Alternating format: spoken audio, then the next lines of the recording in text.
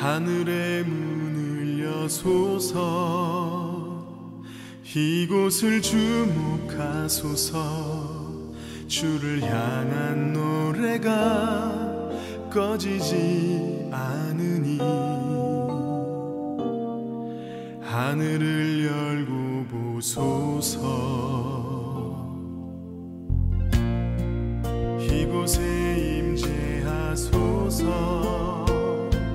주님을 기다립니다.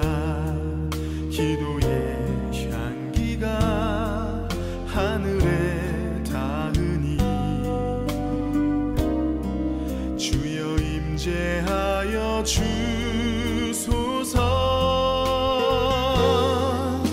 이곳에 오셔서 이곳에 앉으소서 이곳에서 드리는 예배를 받으소서 주님의 이름만이 오직 주의 이름만 이곳에 있습니다.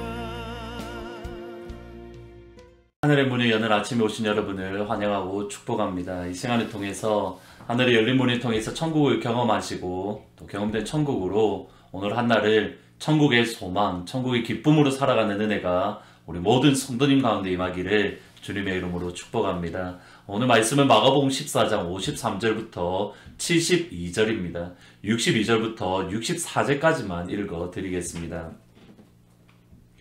예수께서 이르시되 내가 그니라 인자가 권능자의 우편에 앉은 것과 하늘 구름을 타고 오는 것을 너희가 보리라 하시니 대제사장이 자기 옷을 찢으며 이르되 우리가 어찌 더 증인을 요구하리요 그 신성 모독하는 말을 너희가 들었도다. 겟세마네 동산에 붙잡히신 예수님은 대제사장과 장로들 앞에, 그러니까 산에 들인 공회 앞에 서십니다. 수없이 많은 거짓 증인들이 와서 예수님을 고발하고 또 예수님을 중상모략하지만 예수님은 한마디도 말씀을 하지 않으십니다. 그러는 가운데에 마지막에 예수님 당신 스스로 변호하시는 것이 62절입니다. 예수께서 이르시되 내가 그니라 인자가 권능자의 우편에 앉은 것과 하늘 구름을 타고 오는 것을 너희가 보리라. 예수님의 이 말씀은 시편 110편과 다니엘 7장 말씀을 인용한 것으로 예수님이 그들이 기다리던 메시아다, 예수님이 그들이 기다리던 구원자다라는 것을 스스로 확증해 주시는 말씀입니다. 이 당시에 이스라엘 백성들, 유다 백성들은 하나님께서 보내시는 구원자, 하나님께서 보내시는 그리스도 메시아에 대해서 그 기대감이 가장 높을 시점이었습니다. 예를 들어서 세례 요한이 천국 복음을 증거할 때에 많은 사람들이 요한에게 와서 당신이 그리스도입니까? 당신이 메시아입니까? 라고 질문을 했던 것과 같습니다.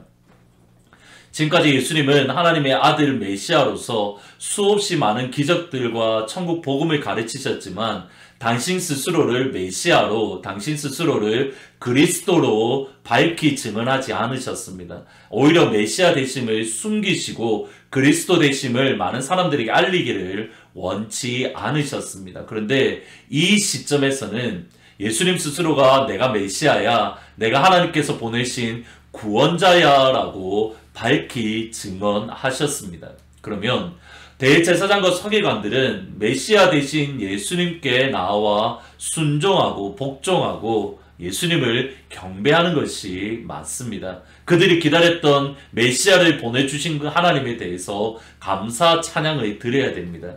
그런데 이들은 예수님을 향하여 신선모독이다 라고 하면서 예수님을 조롱하고 예수님을 뺨을 때리고 예수님을 사형으로 언도하는 그 자리에 서는 것을 보게 됩니다. 무엇 때문입니까? 여러 가지를 이유로 설명할 수가 있겠지만 오늘 본문에 보면 58절에 보면 힌트를 얻을 수가 있습니다. 우리가 그의 말을 들으니 손으로 지은 이 성전을 내가 헐고 손으로 짓지 아니한 다른 성전을 사흘 동안에 지으리라. 이 말은 거짓 증언자들이 예수님을 향하여 중상모략했던 말이지만 이 말 자체는 요한복음 2장에 의하면 예수님께서 실제로 하셨던 말씀입니다. 중요한 표현이 있습니다. 손으로 지은 성전, 손으로 짓지 않은 성전. 이 표현은 신약 성경 계속적으로 중요한 신학적인 의미를 지닙니다. 오늘 관심을 가질 것은 손으로 지은 성전이라는 뜻으로 손으로 짓다라는 이 말은 예수님이 이 당시에는 어떤 표현과 같냐면 손으로 만든 우상, 이사야 66장의 말씀에 근거해서 손으로 우상을 만들었다라고 했을 때 손으로 만든이라는 표현을 씁니다.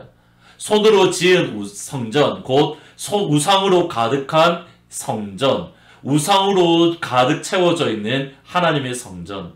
골로새서의 말씀과 비교해서 보면 우상 섬김은 곧 탐심이라 탐심으로 가득한 예루살렘 성전, 욕심으로 가득한 하나님의 성전.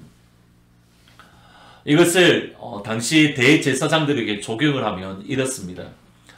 이들의 메시아를 기대했던 것은 사실입니다. 그런데 그들이 기다렸던 메시아는 그들의 욕심을 채워주는 메시아입니다. 그들이 하고 싶은 것, 그들이 원하는 것을 들어주는 마치 요술 램프와 같은 존재입니다. 예를 들어서 예수님께서 오병이어 사건을 일으키신 직후에 많은 사람들이 예수님을 왕으로 세우려 합니다. 이유는 그들의 배를 예수님께서 채워주셨기 때문입니다. 그들이 원하는 것, 먹을 것을 주었기 때문입니다. 대제사장들과 서기관들, 유다 사람들이 예수님을 죽인 이유는 간단합니다. 예수님은 그들이 원하던 메시아가 아니기 때문입니다. 예수님은 그들의 욕심을 채워줄 그리스도가 아니기 때문입니다. 예수님은 권력에 대한 욕심도 없으셨고 예수님은 그들에게 육적인 필요를 채워주시는 데에 그렇게 큰 관심을 두지 않으셨습니다. 오히려 그들의 영혼에 더 많은 관심을 가지셨습니다. 꽤 오래전에 제가 대학교 다닐 때에 한 CCM 찬송이 있었습니다. 피아노로 반주했는 건데 거룩하신 하나님 주께 감사드리세라는 찬송가인데 반주하는 중간에 갑자기 나레이션이 나왔던 적이 있습니다. 근데 그 나레이션이 대단히 인상이 깊었습니다. 한번 읽어 드리겠습니다. 큰 일을 이루기 위해 힘을 주십사 기도했더니 겸손함을 배우라고 연약함을 주셨습니다. 많은 일을 하려고 건강을 구했더니 가치 있는 일을 하라고 병을 주셨습니다. 행복해지고 싶어 부유함을 구했더니 지혜로워지라고 가난을 주셨습니다. 세상 사람들의 칭찬을 받고자 성공을 구했더니 뽐내지 말라고 실패를 주셨습니다. 풍요로운 삶을 살 수 있도록 모든 것을 달라고 기도했더니 모든 것을 누릴 수 있는 삶 그 자체를 선물로 주셨습니다. 구한 것 하나도 주어지지 않은 줄 알았는데 내 소원 모두 들어주셨습니다. 나는 가장 많은 축복을 받은 사람입니다.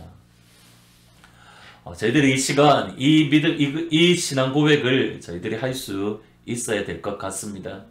우리가 기도하는 것, 우리가 간구하는 것, 우리가 원하는 것 이루어질 수도 있고 이루어지지 않을 수도 있습니다. 그러나 한 가지 분명한 사실은 우리가 원하는 것이 이루어지더라도 또는 우리가 원하는 것이 이루어지지 않더라도 결국 하나님께서 우리에게 모든 것을 가장 좋은 것을 주시는 선하신 하나님 아버지 그 하나님임을 저희들이 믿음으로 고백하는 겁니다. 그 은혜가 반드시 임할 것입니다. 그러기에 우리와 함께 이 고백을 오늘 할 수 있는 한 날이 되었으면 좋겠습니다. 나는 가장 많은 축복을 받은 사람입니다. 이 은혜가 여러분 가운데 임하기를 주님의 이름으로 축복합니다. 오늘 찬송은 370장 주 안에 있는 나에게입니다.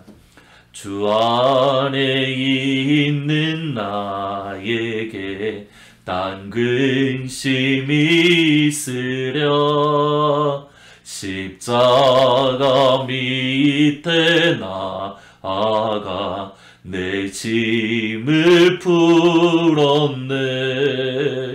주님을 찬송하면서 할렐루야 할렐루야 내 앞길 멀고 매도 나 주님만 따라가리. 아멘. 기도하시겠습니다. 하나님 그렇습니다. 우리가 원하는 것이 이루어지든 때로는 우리가 원하는 것이 이루어지지 않든 늘 하나님의 선하심을 저희들이 신뢰하게 하시고, 그러게 오늘 이 한 날 우리가 이 믿음의 고백, 내가 원하는 것 이루어지진 않았지만 하나님께서 나에게 가장 좋은 것을 주셨습니다. 나는 하나님께 축복받은 사람입니다. 이 신앙 고백을 할 수 있는 영광의 한 날이 되어질 수 있도록 주님 은혜를 베풀어 주옵소서. 면역력이 약하거나 또 연로하신 성도님들, 그리고 열방에 흩어져 있는 선교사님들과 또 김건우 선교사님들, 또 바라기는 의사 선생님들과 병원에서 수고하고 있는 간호사 선생님들을 기억하시고 하나님의 생명싸개로 보호하여 주옵소서. 오늘 하루도 하나님의 은혜 안에서 천국 소망 안에서 살아갈 수 있도록 하나님 저희들을 붙잡아 주옵소서. 예수님의 이름으로 기도합니다. 아멘. 오늘 하루를 꼭 기억하십시오. 나는 가장 많은 축복을 받은 사람입니다. 이 은혜가 여러분 가운데 임하기를 주님의 이름으로 축복합니다. 거룩하신 하나님, 주께 감사드립니다.